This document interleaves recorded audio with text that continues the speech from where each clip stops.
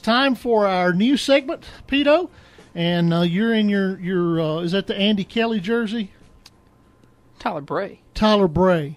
Andy Kelly was 8 too, wasn't he? You could say Andy Kelly, but I don't like the Andy Kelly look. Well, Andy Kelly didn't have a back tattoo, so I'm probably more down with Andy Kelly than I would be Tyler Bray.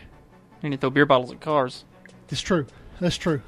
I just hope that he wasn't trying to hit a receiver. But we call this their highlight segment. We contracted with Drake to make us a music bed and our highlight segment. And I'm going to let you go first tonight because I stole your thunder last week. What are the people going to be talking about? What's going to be the highlights? Look, in tomorrow's papers. There's a ton you can pick from. There's some here locally. We've been on Siegel tonight and how good they're doing. Let's start with them.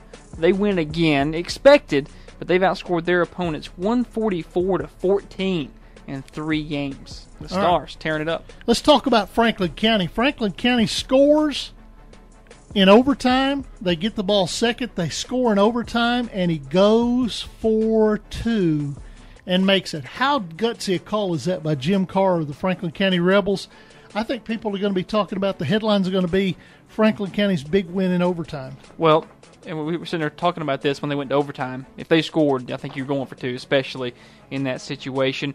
And, Tullahoma Columbia has kind of dominated that district, District 8 AAA the last few years. Yep. Looks like Franklin County, Shelbyville are going to really battle for that. Franklin County gets the win. Tullahoma tonight comes back from down 16 points almost all the way, 2-point conversion with 52 seconds to go. Pass from Brown to Burks, tipped on the 2-point conversion.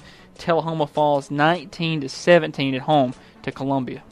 We've been called haters before, so it's time for us to step up and give some props. Signal Mountain got a big win tonight over Bledsoe County. That was a big district win too, 42-7. The Eagles of Signal Mountain in the win column for 2012. Ron Crawford, Cleveland 0-2 going into tonight.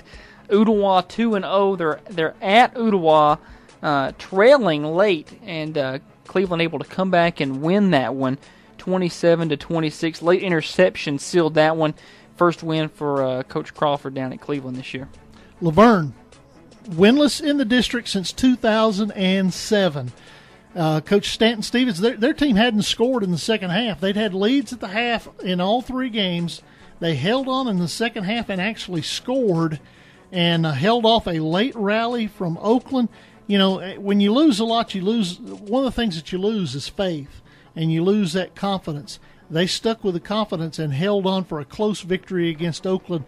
That's going to be one of the headlines tomorrow. I like something their coach said. Sometimes it takes a while to learn to win.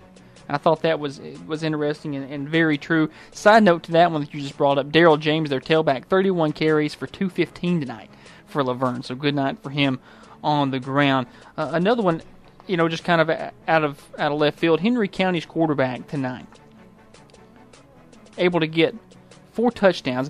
And I just realized that I wrote this down for this statistic and didn't write his name down. So I'm going to skip to something else because I had his name and thought he'd had such a good night, and I completely forgot to write his name down. But he did have a good night tonight. Giles County's Al Cobb, though, he had a good night. They're expected to win tonight. They get it 15-16 for 265 in one half. And 5 touchdowns. Yeah. 5 touchdowns in one half. And I like, Coach O'Connor. Well, he was nearly perfect tonight. The other one hit the receiver in the hands. He's a pretty good quarterback. I like that out of Al Cobb. Yeah, all right. Beach's Jalen Hurd. He had the 400-yard rushing contest against Henry County last week. This week, 236 yards, 3 touchdowns.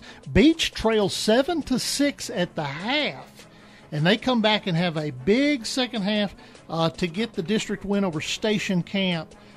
Big win for Beach. They're now 3-0, and probably with Knox West loss will be the number 1 team in 5A come Monday in the AP poll. York Institute's 3-0. Yeah, we talked to Dickie Brown last week. 3-0 for York Institute. That's just all I got to say about that.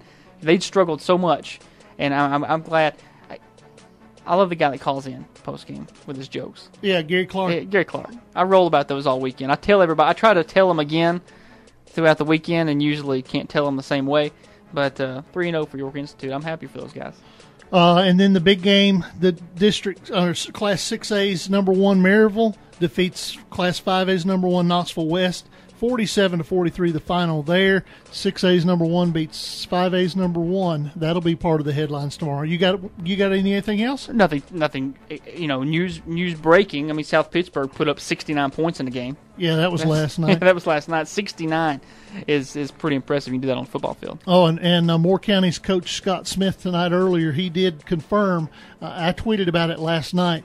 J.D. Evans, the quarterback for Moore County, he played all of the fourth quarter with a broken nose and cut up mouth from his braces from a collision that he took at the end zone, scoring a touchdown. So that's, I think, what everybody's going to be talking about. The headlines are going to be tomorrow morning.